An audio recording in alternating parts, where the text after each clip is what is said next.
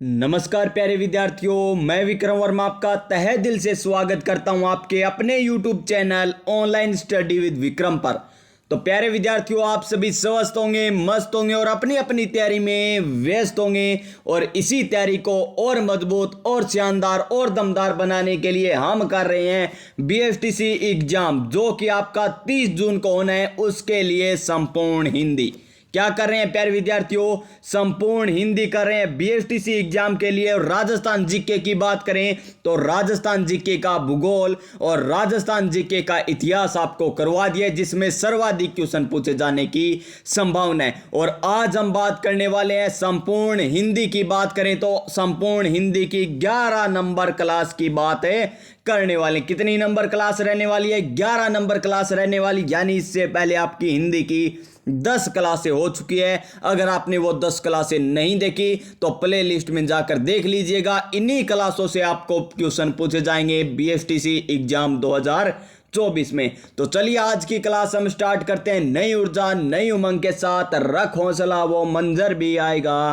प्यासे के पास चलकर समंदर भी आएगा। थक कर ना बैठे मंजिल के मुसाफिर, मंजिल भी मिलेगी और मंजिल पाने का मजा भी आएगा। जी हाँ प्यारे साथियों, PTT के भी एग्जाम में इन्हीं क्लासों में से आपसे क्वेश्चन पूछे गए थे। तो पीछे आपकी क्लास करवा दी गई, उनमें से PTT के क्वेश्चन पूछ लिए गए, यानी BFTC के क्वेश्चन इन्हीं क्लासों में से पूछे जाएंगे। तो चलिए देखते हैं आज का हमारा क्वेश्चन नंबर 1 और हिंदी का टॉपिक नंबर समास। कौन सा टॉपिक है? समास टॉपिक है। जैसा कि आप सभी को पता है कि हम सभी टॉपिकों के डेली 10-10 क्वेश्चन करते हैं। तो चलिए समास टॉपिक का पहला क्वेश्चन करते हैं। और वैसे समास टॉपिक का 91 नंबर क्वेश्चन आ चुका है, क्योंकि इससे पहले हमने 90 क्वेश्चन समास के कर लिए हैं। तो देखिए, मेघनाथ का सामासिक विग्रह है। किसका? मेघनाथ का सामासिक विग्रह है। ये हमें बताना है कि मेघनाथ का सामासिक विग्रह कौन सा होगा। तो देखिए, मेघ का नाद या मेघ के लिए नाद, या बात करें में नाद या मेघ के समान नाद है जिसका। जी हाँ प्यारे विद्यार्थियों, बिल्कुल सही है ऑप्शन नंबर डी। मेघनाद का क्या हो जाएगा? मेघ के समान नाद है जिसका, यानी ऑप्शन नंबर डी हो जाएगा इस क्वेश्चन का सही आंसर। क्वेश्चन नंबर 92, और क्वेश्चन नंबर 92 देखिए क्या है। क्वेश्चन नंबर 92, त्रिनेत्र किस समास का उदाहरण है? त्रिनेत्र किस समास का उदाहरण है? तो देखिए, त्रिनेत्र, तीन नेत्र यानी आंख, यानी जिसके 3 आंख है, किसे कहते हैं हम? भगवान शिव को कहते हैं। और आपको मैंने बताया है कि पौराणिक बातें आ जाए या देवी देवताओं से संबंधित बात आ जाए, उसमें कौन सा समास हो जाएगा? बहुव्रीहि समास हो जाएगा। कौन सा हो जाएगा? बहुव्रीहि समास हो जाएगा, यानी ऑप्शन नंबर सी हो जाएगा इस क्वेश्चन का सही आंसर। क्या हो जाएगा प्यारे विद्यार्थियों? ऑप्शन नंबर सी, क्योंकि त्रिनेत्र किसे कहते हैं हम? भगवान शिव को कहते हैं। और भगवान शिव हमारे क्या है? भगवान कह दीजिए, देवता कह दीजिए, यानी जो देवी देवताओं से संबंधित शब्द हो या बात करें पौराणिक कथाओं से संबंधित हो, उसमें कौन सा समास होता है? बहुव्रीहि समास होता है। तो इस क्वेश्चन का राइट आंसर क्या हो जाएगा? ऑप्शन नंबर सी, बहुव्रीहि समास। क्वेश्चन नंबर 93 क्या है? क्वेश्चन नंबर 93, निम्न में से कौन सा द्विगु समास का उदाहरण है? किसका? द्विगु समास का उदाहरण कौन सा है, ये हमें बताना है। तो देखिए, आपको मैंने पीछे वाली क्लासों में बताया था कि द्विगु समास उसे कहते हैं जिसका पहला पद क्या हो? पहला पद हो प्यारे विद्यार्थियों संख्यावाची। क्या हो? पहला पद हो संख्यावाची। वो क्या कहलाता है? द्विगु समास कहलाता है। तो देखिए, इनमें संख्यावाची कौन सा शब्द है? देखिए, चो यानी 4, ठीक है, इसमें संख्यावाची है। फिर देखिए, दशानन 10, इसमें भी संख्यावाची है, ठीक है। फिर देखिए, यथाशक्ति, इसमें तो यथा शब्द आ गया, तो इसमें तो कौन सा हो गया? अविभाव समास हो गया। कौन सा हो गया? अविभाव समास हो गया। अविभाव समास हो गया। फिर देखिए, माता पिता, माता और पिता यानी द्वंद्व, कौन सा समास है इसमें? द्वंद्व समास हो गया। माता और पिता में कौन सा समास हो गया? द्वंद्व समास हो गया। कौन सा? द्वंद्व समास। अब बचे 2 एग्जाम्पल आपके, एक तो चो रहा, एक दशानन। अब इन 2 में से आपको बताना है कि द्विगु समास कौन से में है। तो देखिए, दशानन को देखिए, 10 है आनन जिसके, 10 है आनन, आनन का अर्थ क्या होता है? सिर। 10 है सिर जिसके, किसे कहा गया है? रावण को कहा गया, यानी पौराणिक बातें आ गई। इसमें कौन सा समास हो जाएगा? इसमें बहुब्रीहि समास हो जाएगा। कौन सा? बहुब्रीहि समास हो जाएगा। किसमें? दशानन में। तो कौन सा बच गया? चौराहा, यानी 4 रास्तों वाला या 4 रास्तों का सुमेह, चौराहा इसका सही आंसर हो जाएगा, जिसमें द्विगु समास है। तो अच्छे तरीके से आपको एक एक एग्जाम्पल करके बताया है कि द्विगु समास किसमें होगा? चौराहे में द्विगु समास हो जाएगा। क्वेश्चन नंबर 94, और क्या है क्वेश्चन नंबर 94? पंच लवणम। देखिए पंच लवणम, पंच यानी 5, क्या आ गया? 5, यानी पहला पद क्या आ रहा है? संख्यावाची आ रहा है। इस समस्त पद में कौन सा समास हो गया? जिसमें संख्यावाची शब्द आता है उसमें कौन सा समास होता है? द्विगु समास होता है। कौन सा होता है? द्विगु समास, यानी इस क्वेश्चन का right answer option number B हो जाएगा। और आपको कर्मधारय समास हर एक क्लास में बताया जा रहा है। अब तक तो आपको इतनी बार रिवीजन करवा दिया, इतनी बार रिवीजन करवा दिया, आपको समास टॉपिक ही तैयार हो चुका होगा।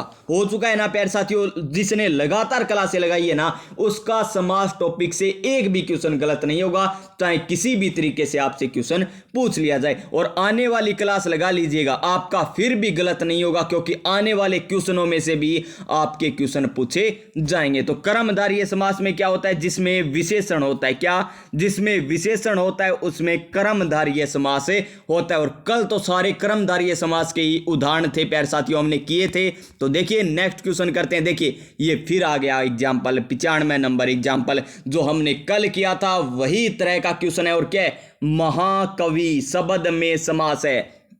देखिए महान है कवि, महान है जो कवि, महान है जो कवि, या कह दीजिए कवियों में जो है महान, यानी महान की क्या बताई जा रही है? विशेषता। किसकी? कवि की विशेषता बताई जा रही है कि वो बहुत बड़ा महान है। क्या है? बड़ा नहीं कहेंगे, वो बहुत क्या है? महान है, यानी कवि की विशेषता बताई जा रही है, बहुत महान है। महान क्या है? विशेषता। तो कौन सा समास हो जाएगा?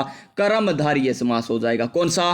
कर्मधारय समास, क्योंकि इसमें विशेषता बताई जा रही है। जिसका पहला पद क्या हो? संख्यावाची, उसे द्विगु समास कहते हैं। जिसका पहला पद प्रधान हो, पहला पद उपसर्ग और पहला पद क्या हो? अव्यय, उसे अविभाव समास कहते हैं। और तत्पुरुष समास में क्या देखने को मिलता है आपको? तत्पुरुष समास का उत्तर पद प्रधान होता है। और बात करें इसमें विभक्ति कारक आपको देखने को मिलेंगे, यानी कारक चिन्ह जैसे कर्ता ने, कर्म को, करण से, संप्रदान के लिए अपादान से, यानी इसमें कर्ता के नहीं आता, कर्ता ने वाला नहीं आता, और एक लास्ट वाला नहीं आता है। बाकी 6 के 6 आ जाते हैं। फिर देखिए निम्न में से समास का भेद नहीं है।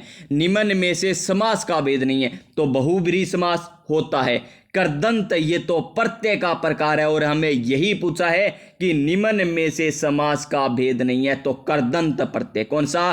करदंत ये प्रत्यय का प्रकार है। तत्पुरुष समास भी होता है, द्विगु समास भी होता है, लेकिन करदंत कोई समास नहीं होता, यानी ऑप्शन नंबर बी हो जाएगा इस क्वेश्चन का सही आंसर। क्वेश्चन नंबर 97 क्या है? निम्न में से द्वंद्व समास का उदाहरण। देखिए द्वंद्व करवाना है आपको। क्या करवाना है? द्वंद्व करवाना है। देखिए चिड़ी मार, चिड़ी को मारने वाला, चिड़ी को मारने वाला तत्पुरुष समास हो गया। भर पेट, भर क्या आ गया? इसमें अव्यय आ गया या उपसर्ग आ गया। बात करें अविभाव समास हो गया। मुंह तोड़, मुंहों को तोड़ने वाला। और बात करें लोटा डोरी, लोटा डोरी। देखिए इनमें द्वंद्व हो रहा है, लोटा या डोरी, लोटा और डोरी, यानी और आ रहा है इसमें, क्या आ रहा है? और, लोटा और डोरी, यानी इसमें हो रहा है द्वंद्व। बोले तो ऑप्शन नंबर डी हो जाएगा इस क्वेश्चन का सही आंसर। क्वेश्चन नंबर 98 क्या है? विधानसभा का समास विग्रह है। विधानसभा का समास विग्रह हमको करना है। तो देखिए विधान के लिए सभा, विधान में सभा, या विधान से सभा, या विधान की सभा। तो इसका सही आंसर क्या हो जाएगा? विधान के लिए सभा, यानी ऑप्शन नंबर ए। क्या हो जाएगा? ऑप्शन नंबर ए हो जाएगा इसका सही आंसर। क्वेश्चन नंबर नेक्स्ट देखिए क्या है? क्वेश्चन नंबर नेक्स्ट, निम्न में से क्या? निम्न में से तत्पुरुष समास का उदाहरण नहीं है। क्या बताना है प्यारे विद्यार्थियों? कि तत्पुरुष समास का उदाहरण नहीं है, वो बताना है। मुंह मांगा, हरफन मौला, सेनापति या नील गाय। क्या नील गाय? देखिए गाय की विशेषता बताई जा रही है यहाँ पर। किस रंग की गाय है? नीले रंग की गाय है। यानी इसमें कौन सा समास हो गया? कर्मधारय समास हो गया। कौन सा? कर्मधारय समास हो गया। किसमें? नील गाय में। तो इसमें तत्पुरुष समास नहीं है, यानी इस क्वेश्चन का right answer option number D हो जाएगा। देखिए दाल भात, क्वेश्चन नंबर 100 देखिए, दाल भात का समास विग्रह है। दाल भात का समास विग्रह कौन सा होगा? देखिए इसमें क्या हो रहा है? द्वंद्व हो रहा है, दाल और भात। दाल और भात यानी इसमें द्वंद्व समास हो जाएगा, और इसका समास विग्रह की बात करें तो दाल और भात हो जाएगा। क्या हो जाएगा? दाल और भात हो जाएगा। इसका सही आंसर ऑप्शन नंबर बी हो जाएगा। देखिए आज तक हमने समास के कितने क्वेश्चन कर लिए? 100 क्वेश्चन कर लिए, यानी समास टॉपिक के अब तक हमने 100 क्वेश्चन कर लिए प्यारे विद्यार्थियों। तो चलिए अब चलेंगे हमारे नेक्स्ट क्वेश्चन, नेक्स्ट टॉपिक मुहावरे टॉपिक पर। और मुहावरे टॉपिक के अब तक हमने कितने क्वेश्चन कर लिए हैं? 90 क्वेश्चन कर लिए हैं, और आज हम बात करेंगे 91 नंबर क्वेश्चन की। तो चलिए आज मुहावरे और लोकोक्तियों के भी हम 100 क्वेश्चन कर लेंगे आज तक। तो देखिए मुहावरे और लोकोक्तियों का क्वेश्चन नंबर 1, अंधों में काना राजा। देखिए प्रजा क्या है? सारी की सारी प्रजा क्या है? अंधी, यानी दोनों आंख से भी नहीं देख सकती प्रजा, लेकिन राजा है ना वो एक आंख से देख सकता है, यानी अंधों में काना राजा। लोकोक्ति का अर्थ है देखिए, आंख से अंधा व्यक्ति या ज्ञानी व्यक्ति या मूर्ख व्यक्ति या अनपढ़ों में पढ़े लिखे को सम्मान देना। जी हाँ यही हुआ ना, सारे के सारे तो क्या हो गए? अनपढ़ हो गए, और एक क्या है? थोड़ा पढ़ा लिखा हुआ है, तो उसको क्या मिल रहा है? सम्मान मिल रहा है, यानी उसे राजा बना दिया गया। इसी प्रकार है, यानी ये सही बैठ रहा है। अर्थ है अंधों में काना राजा। लोकोक्ति का अर्थ क्या सही बैठ रहा है? अनपढ़ों में पढ़े लिखे को सम्मान देना, यानी option number D. Option number D हो जाएगा। क्वेश्चन नंबर 92 देखिए, अधगल घघरी छलकत जाए, यानी अध जल घघरी छलकत जाए। लोकोक्ति का अर्थ है बुरा भला कहना, या अपनी बुराई न दिखना, या कम गुणी ज्यादा दिखाओ। कम गुणी ज्यादा दिखाओ। जी हाँ प्यारे विद्यार्थियों, इसका सही आंसर यही होगा कि कम गुणी और ज्यादा दिखाओ, यानी गुण तो उसके पास बहुत ही कम है, लेकिन दिखावा इतना करता है कि सारे गुण उसके ही पास हो। यानी इस क्वेश्चन का राइट आंसर क्या हो जाएगा? Option number C. क्या हो जाएगा? ऑप्शन नंबर सी हो जाएगा। अध जल गगरी छलकत जाए, कम गुणी ज्यादा दिखावा। क्वेश्चन नंबर 93 देखिए, दाल बात में मुसलचंद। दाल बात में कौन सा समास था? द्वंद्व समास था, और इसका विग्रह क्या था? दाल और भात। देखिए दोबारा आता है, फिर भी हम रिपीट करते हैं। तो दाल भात में मुसलचंद लोकोक्ति का अर्थ क्या है? देखिए दाल भात की सब्जी बनाई है, और मुसलचंद का क्या काम है? बस यही हमें बताना है। अपने को बहुत समझना, या बेकार में दखल देना, या भोजन में कंकड़ होना, या भोजन के पीछे मरना। तो इसका सही होना बेकार में दखल देना, यानी मुसलचंद को काम ही को नहीं। मुसलचंद खड़े काम आवे, खिचड़ी बनावे जद काम आवे। दाल भात में मुसलचंद को के काम, यानी बेकार में ही दखल देना। इसका सही आंसर हो जाएगा बोले तो ऑप्शन नंबर बी। तो प्यारे विद्यार्थियों, अगर आपको समझ में आ रहा है तो अपने दोस्तों के पास जरूर शेयर कर दीजिएगा, ताकि वो भी हिंदी की तैयारी मजेदार तरीके से कर सकें, और राजस्थान जीके की क्लासें लगाकर देखिए, शानदार ट्रिकों के साथ आपको करवा रखी है। और ये नहीं कि राजस्थान जीके ऊपर थंबनेल में बीएसटीसी एग्जाम नहीं लिख रखा तो हम नहीं करेंगे। नहीं प्यारे विद्यार्थियों, उसमें आपको लिखा हुआ मिलेगा संपूर्ण एकीकरण। तो एकीकरण आपके भी आता है, यानी वही क्वेश्चन आपसे पूछे जाएंगे, वही क्वेश्चन पीटीटी से पूछे जाते हैं, बस बदलता नहीं है। राजस्थान जीके बदलता नहीं है, हाँ करंट जीके बदल जाता है। हाल ही में मुख्य सचिव किसे बनाया गया? सुधांशु पंत को। पहले कौन थी मुख्य सचिव? उषा शर्मा थी। कौन थी? उषा शर्मा थी। तो इसी प्रकार बदलते रहते हैं, लेकिन राजस्थान जीके इतना नहीं बदलता। अब कुछ कहेंगे गुरुजी 50 जिला बन गया, बेपढ़ा के में ना, बिल्कुल भी कौन पढ़ना। नवीनतम जिलों के अनुसार आपको बिल्कुल भी नहीं पढ़ना है राजस्थान जीके, आपको पढ़ना है पुराने जिलों के अनुसार ही, क्योंकि आपसे नए जिलों के अनुसार नहीं पूछा जाएगा। क्वेश्चन नंबर 94 देखिए, घर का बेदी लंका ढाई। जिस प्रकार घर का बेंती लंका ढाई क्यों आ? क्योंकि प्यारे विद्यार्थियों, विभीषण था ना, वो कहां पर जाकर मिल गए थे? राम के पास चले गए थे, और इसी कारण ये बनी है लोकोक्ति की, घर का बेंदी लंका ढाई। और लंका का क्या हो गया था? सर्वनाश हो गया था ना। तो लोकोक्तिकार देखिए, दोषी की संगति में निर्दोष मारा जाता है, गलत है ये तो। आपसी फूट से सर्वनाश होता है। जी हाँ, विभीषण और रावण दोनों भाई थे, उनमें आपसी फूट हुई थी। इसी कारण विभीषण कहां पर चले गए थे? राम के पास चले गए थे। कहां पर? श्री राम के पास चले गए थे। और इसी कारण प्यारे साथियों, श्री राम को विभीषण ने क्या बताया था कि इनकी सुंडी में तीर लगाइए तभी ये मरेगा, यानी घर का भेदी लंका ढाई। क्योंकि घर वाले को सभी भेद पता होते हैं, क्या क्या भेद हमारे घर पर, तो घर का भेदी लंका ढाई, यानी आपसी फूट से सर्वनाश होता है। यानी घर में लड़ाई नहीं करना प्यारे विद्यार्थियों, वरना सर्वनाश। ऑप्शन नंबर बी हो जाएगा इस क्वेश्चन का सही आंसर। क्वेश्चन नंबर 95 क्या है? क्वेश्चन नंबर 95 किस लोकोक्ति का अर्थ है संयोग वंश सफलता मिलना? जी हाँ, संयोग वंश सफलता मिलना। जी, आप तैयारी कर रहे हो बेहतरीन तरीके से, और कुछ विद्यार्थी तैयारी कर ही नहीं रहे। ये वे है जो खेल रहे हैं अभी, और ये वे है जो अब आप क्या हो, पढ़ रहे हो। लेकिन इनका हो गया सिलेक्शन। क्या हो गया इनका सिलेक्शन? क्यों? क्योंकि इनके तुक्के सही हो गए, तुक्के लगा के आए हैं और इनके हो गए सही प्यारे विद्यार्थी, और इनके नंबर आ गए 440 से, और आप फुल पढ़ कर गए और आपके नंबर आए 435। मान लीजिए आ गए और इनके तुक्के सही हो गए, यानी संयोग वश सफलता मिलना किसे कहेंगे? देखिए, अध जल गगरी छलकत जाए नहीं, ये तो अभी हमने पढ़ा है। अंधे के हाथ बटेर लगना। जी हाँ प्यारे विद्यार्थियों, अंधे के हाथ बटेर लगना, यानी तैयारी तो नहीं की लेकिन फिर भी सफलता मिल गई, यानी संयोग वंश सफलता मिलना, अंधे के हाथ बटेर लगना, यानी ऑप्शन नंबर बी हो जाएगा इसका सही आंसर। क्या हो जाएगा? Option number B. ये क्वेश्चन फिर से रिपीट है प्यारे विद्यार्थियों, अभी आपको बता दिया ये क्वेश्चन। नेक्स्ट क्वेश्चन देखिए, अंगारों पर पैर रखना। क्या है? अंगारों पर पैर रखना। देखिए, ये कोई जगह है और यहां पर क्या हुआ है, अंगारे पड़े हैं। ये देखिए अंगारे, ये क्या है? अंगारे हैं। देखिए, आपको समझाया भी जा रहा है साथ के साथ। ये क्या है प्यारे विद्यार्थियों? अंगारे हैं इतने सारे, ये अंगारे हो गए। ठीक है, अंगारे। फिर देखिए यहां पर आप हो, ये लीजिए आप, आपकी ये हाथ हो गए आपके, ये पैर हो गए, ये लीजिए ये आप हो, और आप इनके ऊपर पैर रख रहे हो। ये लीजिए, आप इनके ऊपर क्या रख रहे हो? पैर रख रहे हो। अंगारों पर पैर रखना मुहावरे का सही अर्थ है बस। तो खुद को संकट में डालना। जी हाँ प्यारे विद्यार्थियों, खुद को क्या डाल रहे हो? संकट में डाल रहे हो ना।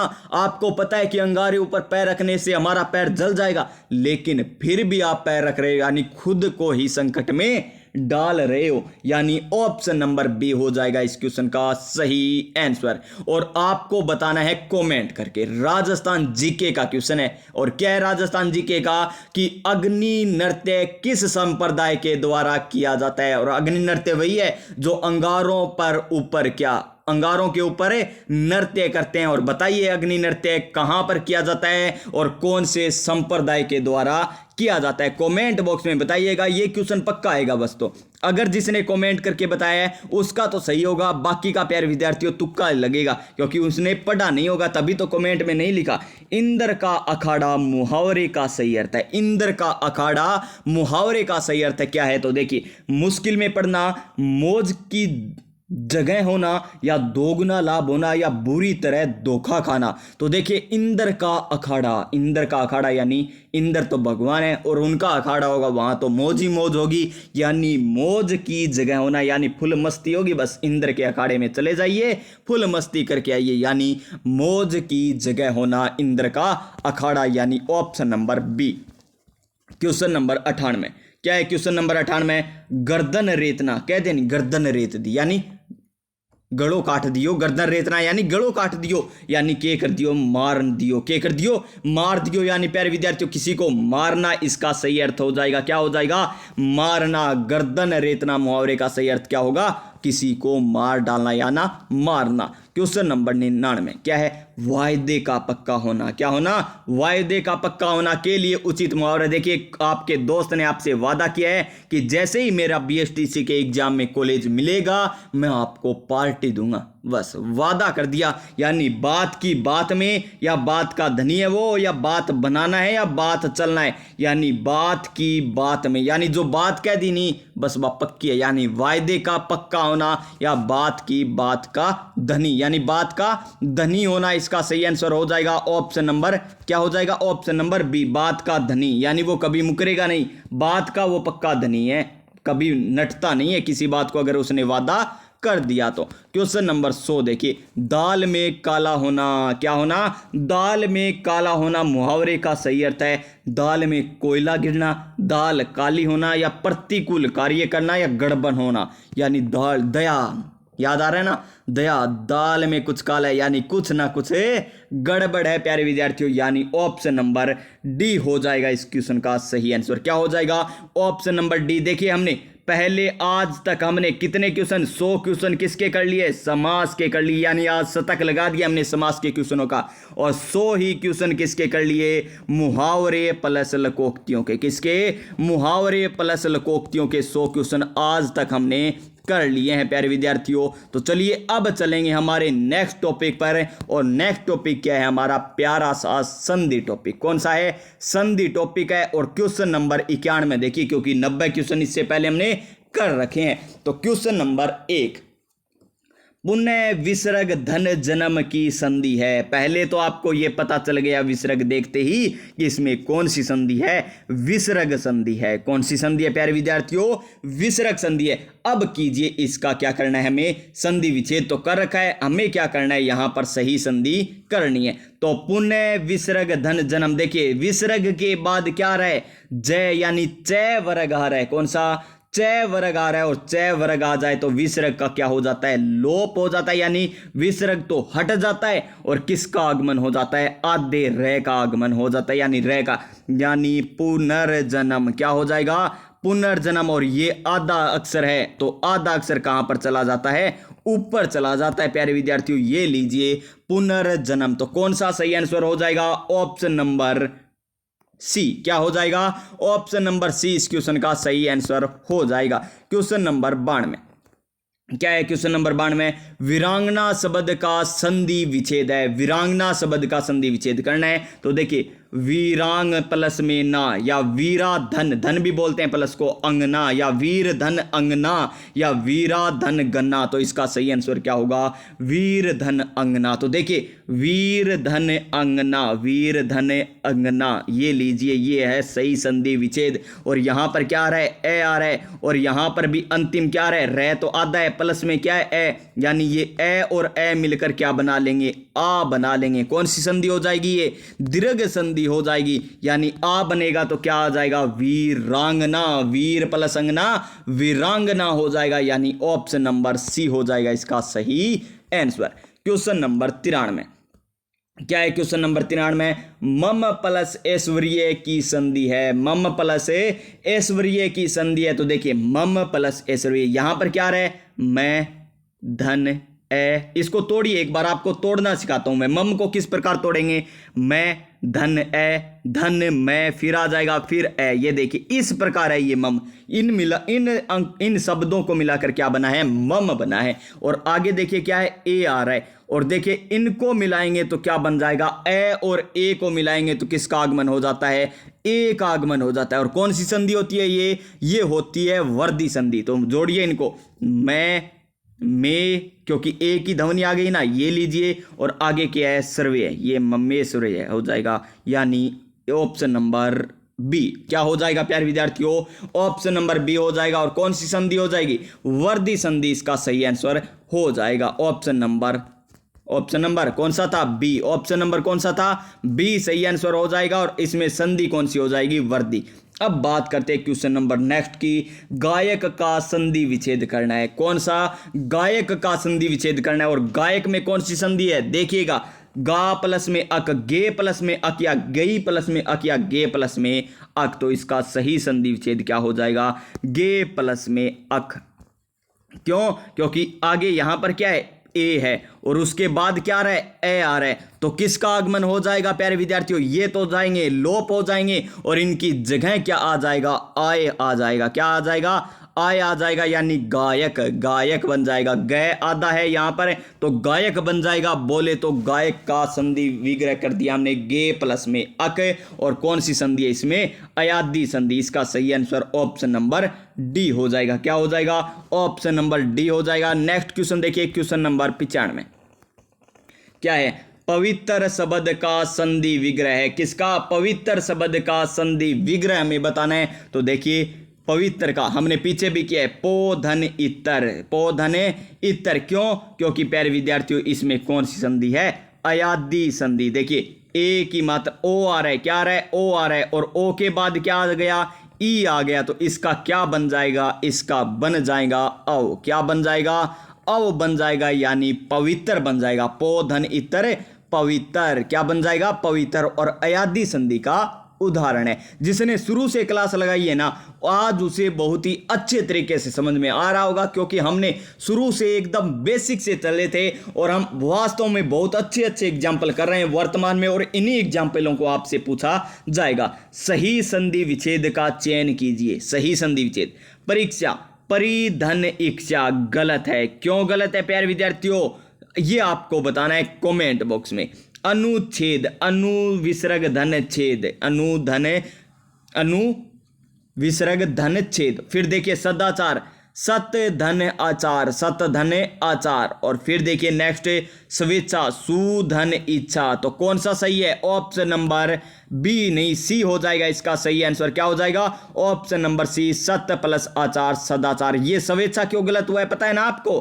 कल आपको एग्जाम्पल बताया था स्वेच्छा का ही। क्यों हुआ? देखिए सुधन इच्छा आ गया यहाँ पर, और यहाँ पर क्या आ रहा है? ए की मात्रा आ रही है, तो ई आर यहाँ पर देर का है, तो इस कारण ये क्या हो गया? गलत हो गया प्यारे विद्यार्थियों। क्या हो गया? गलत हो गया। कि क्यों हो गया? क्योंकि सुधन इच्छा आना चाहिए था। क्या आना चाहिए था? सुधन इच्छा। तब ये सही होता क्या?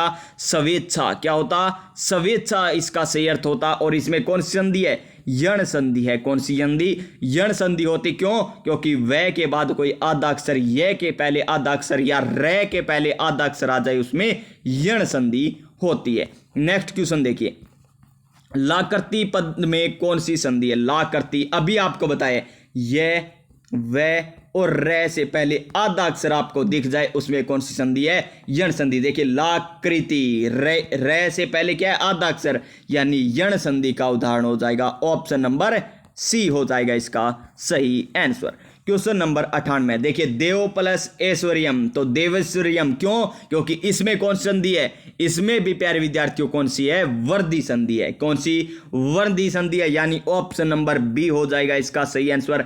ए और ए मिलकर क्या बना लेंगे?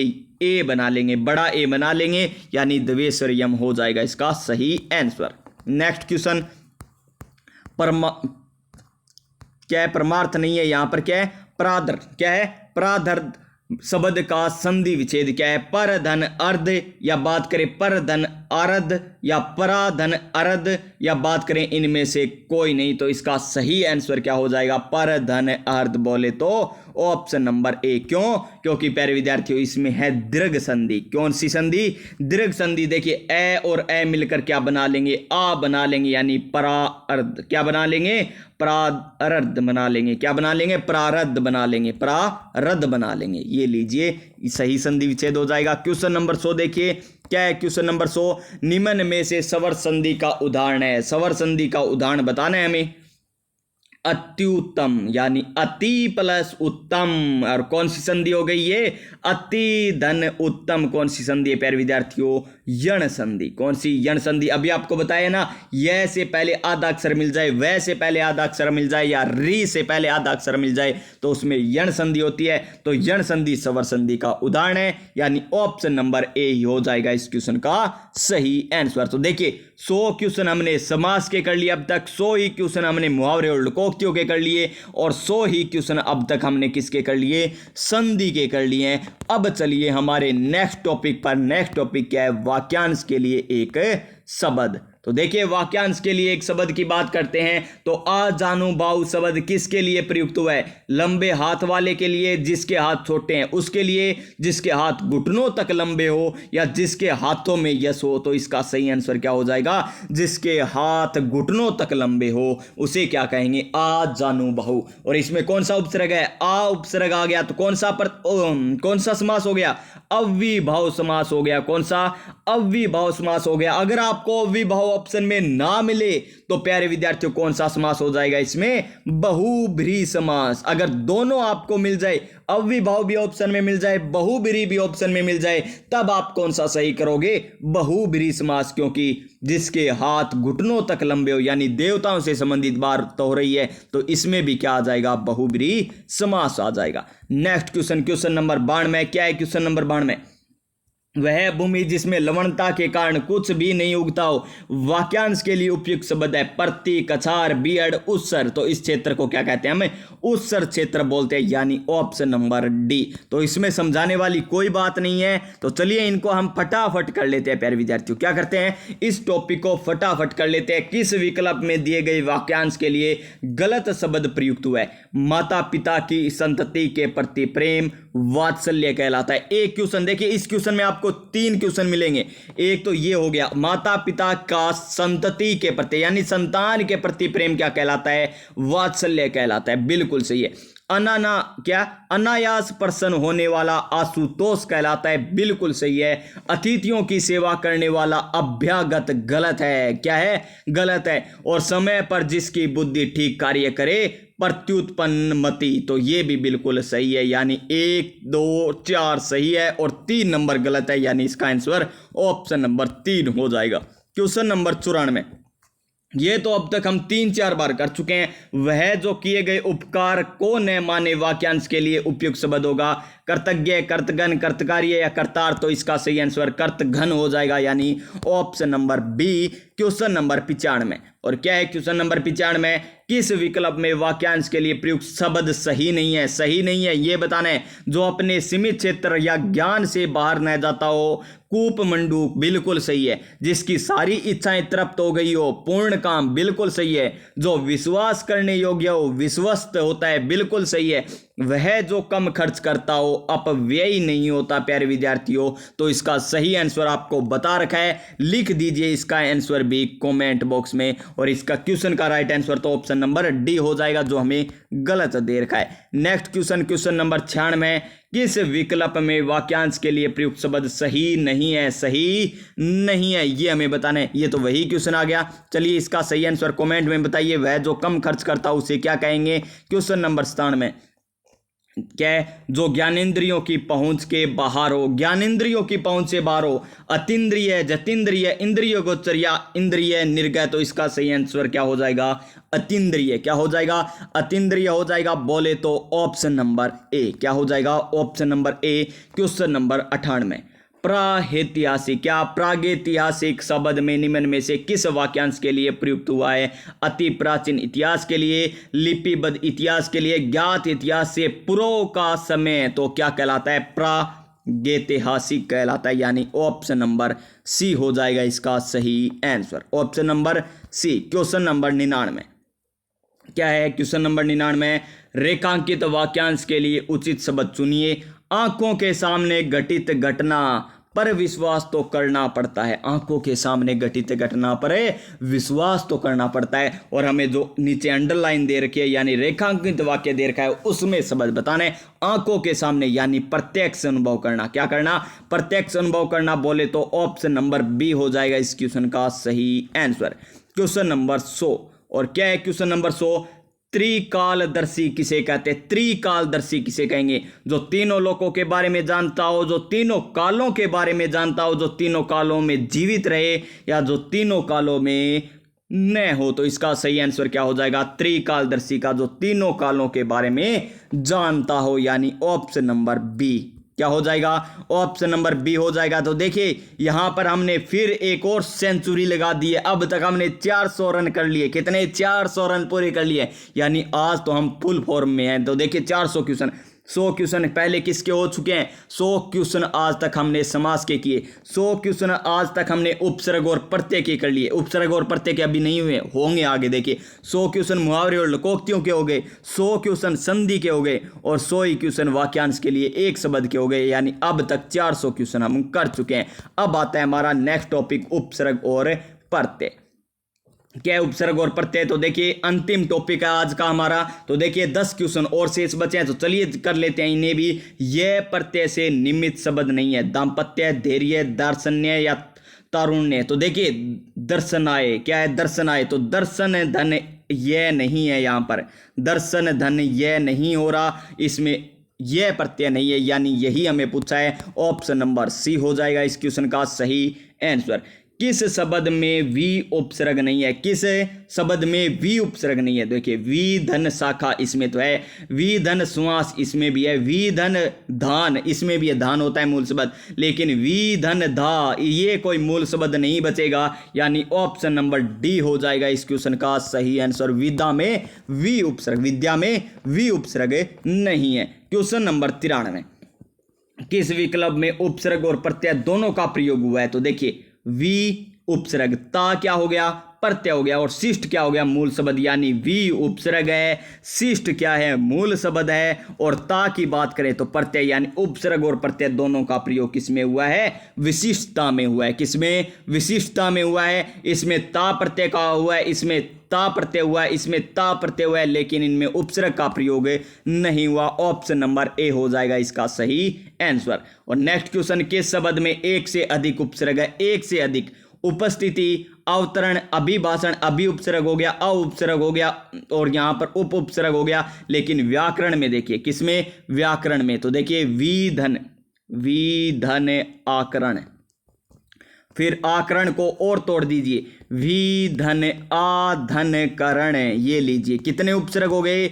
2 उपसर्ग हो गए, यानी एक से अधिक किसमें है? व्याकरण में उपसर्ग है, यानी ऑप्शन नंबर डी हो जाएगा इसका सही आंसर। क्वेश्चन नंबर 95, और क्या है क्वेश्चन नंबर 95? इनमें से किस विकल्प में गार प्रत्यय है? देखिए, कोषागार एक ही शब्द होता है, खिदमतगार, देखिए खिदमत अलग शब्द है, गार अलग शब्द है, सभागार एक है, उद्धार भी एक शब्द है, लेकिन ऑप्शन नंबर बी सही दे रखा है, जिसमें गार प्रत्यय का उपयोग हुआ है, खिदमतगार में गार प्रत्यय। क्वेश्चन नंबर 96, क्या है क्वेश्चन नंबर 96? इनमें से किस शब्द में लय प्रत्यय नहीं है? लय प्रत्यय बताने, वत्स प्लस में लय वत्सल, श्याम प्लस में लय श्यामल, कोई मूल शब्द नहीं होता, यानी इसमें क्या नहीं है? लय प्रत्यय नहीं है, यानी ऑप्शन नंबर सी में। और मंजू धन लय, तो मंजूल हो जाएगा यहां पर सभी में लय प्रत्यय, केवल किसको छोड़कर?